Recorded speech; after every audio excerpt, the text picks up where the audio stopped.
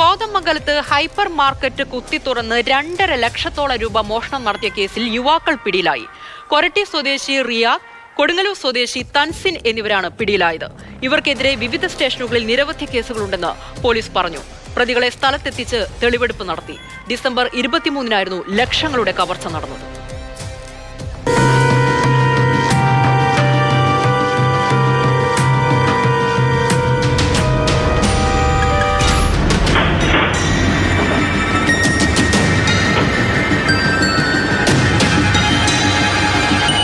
കുത്തുകുഴിയിൽ പ്രവർത്തിക്കുന്ന സഞ്ചിക ഹൈപ്പർ മാർക്കറ്റിൽ കഴിഞ്ഞ ഡിസംബർ 23-ന് വെളുപ്പിനാണ് മോഷണം നടക്കുന്നത്. അലമാരയിൽ സൂക്ഷിച്ചിരുന്ന 2.5 ലക്ഷത്തോളം രൂപയും 2 മൊബൈൽ ഫോണുകളും മോഷണം പോയി. മോഷണത്തിന്റെ CCTV ദൃശ്യങ്ങൾ ലഭിച്ചെങ്കിലും പ്രതികളായ റിയാദും തൻസീറും ഹെൽമറ്റ് ധരിച്ചിരുന്നത് പോലീസിന് വെല്ലുവിളിയായിരുന്നു.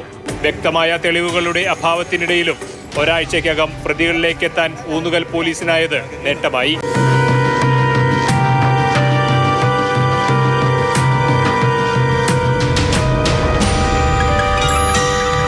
കൊടുങ്ങല്ലൂരുള്ള 2 കള്ളന്മാരാണ് ഇവിടെ കയറിയത്. ഇത് പിടിക്കുക എന്ന് പറയുന്നത് അത്ര എളുപ്പമുള്ള കാര്യമല്ല.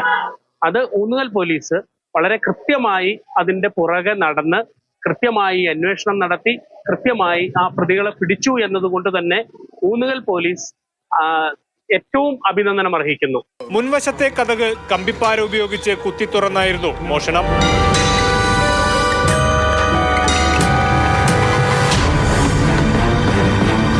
ഇവർക്കെതിരെ വിവിധ സ്റ്റേഷനുകളിൽ നിരവധി കേസുകളുണ്ടെന്ന് പോലീസ് പറഞ്ഞു. ഇരുവരെയും ഇന്ന് കോടതിയിൽ ഹാജരാക്കി.